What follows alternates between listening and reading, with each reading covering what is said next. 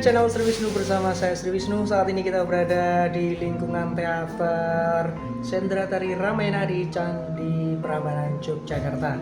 Dan pada saat ini saya menjadi tokoh Lasmana. Dan saat ini lagi itu adegan Argo Soko. Jadi saya sempat istirahat. Nah sambil istirahat ini sekali dayung 2.30 terlampaui. Nah kita ngevlog sebentar ya. Kita ulik mengenai sedikit cerita tentang Ramayana.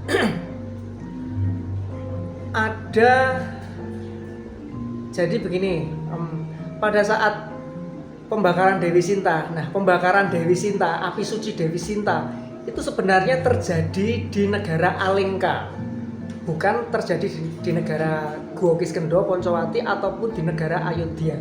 Jadi cerita mengenai pembakaran api suci Dewi Sinta itu sebenarnya berada di negara Alengka. Dimana saat itu, ini salah satu referensi loh ya. Salah satu referensi menyatakan bahwa Dewi Sinta ingin membuktikan kepada dunia dan juga kepada para prajurit kera yang sudah mengorbankan jiwa dan raganya untuk ikut berperang Dharma. Dia ingin membuktikan bahwa dia itu worth it, atau dia pantas untuk diperjuangkan. Jadi Dewi Sinta ingin membuktikan kepada dunia bahwa cintanya itu masih suci kepada Sri Rama. Jadi referensi itu menyatakan bahwa yang meminta untuk dibakar itu adalah Dewi Sinta sendiri, bukan Rama Wijaya. Nah, salah satu versi loh ya. Kemudian di Alengka, Dewi Sinta akhirnya dibakar dengan api suci dan terbuktilah Dewi Sinta tidak terbakar sehingga dia dinyatakan lulus uji. Nah, lulus uji kompetensi bahwa dia cintanya masih suci kepada Sri Rama dan dia belum disentuh secara fisik oleh Rahwana selama dia diculik. Nah, malapetaka sih ya. Konflik itu terjadi setelah Rama, Dewi Sinta dan Laksmana pulang kembali ke kerajaan Ayodhya. Setelah Rama dan Sinta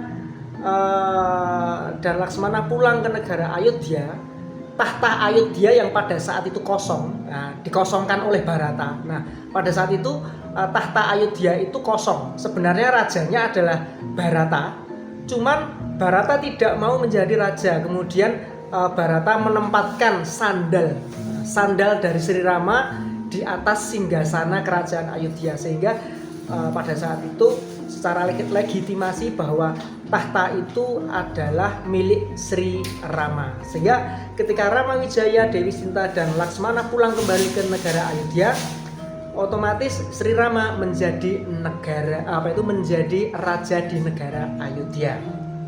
Nah, konflik muncul ini. Nah, sebenarnya Rama akhirnya menjadi raja. Nah, ketika kita bicara raja atau ibaratnya pimpinan sebuah negara atau presiden gitu ya. Itu ketika seseorang sudah menjabat sebagai pejabat, itu dia menanggung sumpah. Nah, sumpah apa? Sumpah untuk menjaga jabatannya dan menjaga undang-undang negara untuk tetap tegak. Apalagi dia sebagai seorang raja. Undang-undang negara adalah nomor satu di atas keluarga dan sebagainya. Karena sebagai seorang raja dia harus mengayomi masyarakatnya. Nah, pada saat itu muncul yang namanya keraguan di hati para rakyat Ayodhya.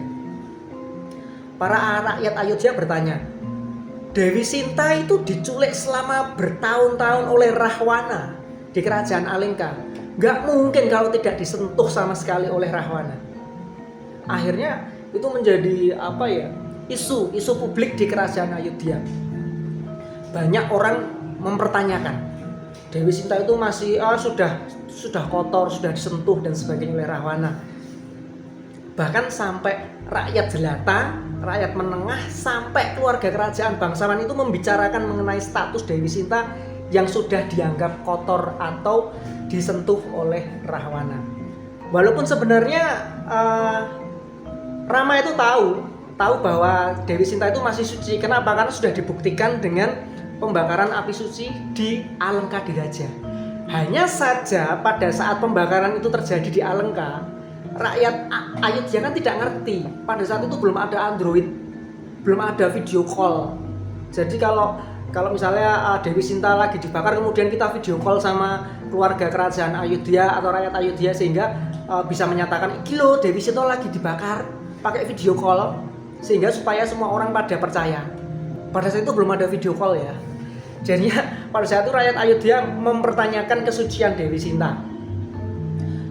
Dan juga jangan lupa di dalam undang-undang negara Ayodhya saat itu, seorang wanita yang sudah menikah dilarang untuk tinggal satu atap dengan pria lain. Nah, dalam kasus ini Dewi Sinta itu sudah menikah dengan Rama Wijaya. Tetapi selama beberapa tahun setelah dia diculik oleh Rahwana, dia mau tidak mau dia harus tinggal seatap atau serumah dengan Raja Alengka Rahwana. Oleh karena itu secara undang-undang negara maupun undang-undang keagamaan pada saat itu tidak boleh bahwa seorang wanita yang sudah sudah menikah itu tinggal seatap atau serumah dengan laki-laki lain.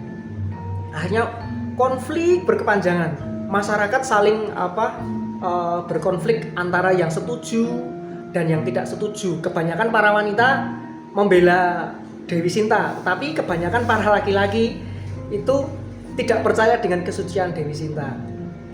Dan akhirnya, dan pada saat itu Rama Wijaya tidak bisa menengahi konflik itu. Kenapa? Karena dia sebagai seorang raja, dia punya jabatan politik bahwa dia harus menjunjung tinggi undang-undang negara.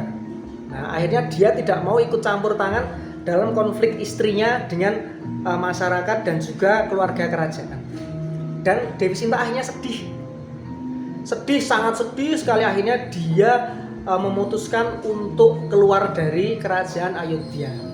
Dan pada suatu hari Dewi Sinta keluar dari kerajaan Ayodhya tanpa diketahui oleh siapapun.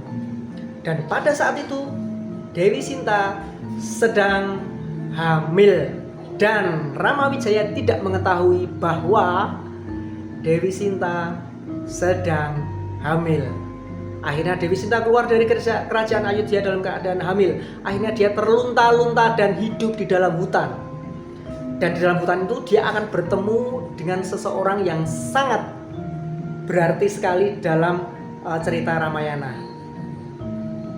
Itu saja saya rasa, dan vlog ini akan saya sambung besok ya. Semoga nanti saya pentas lagi dan saya bisa ngevlog lagi. Oke, bagi teman-teman semua yang berkunjung ke kota Yogyakarta, jangan lupa untuk menyaksikan Sendra Tari Ramayana di Candi Pramana. See ya.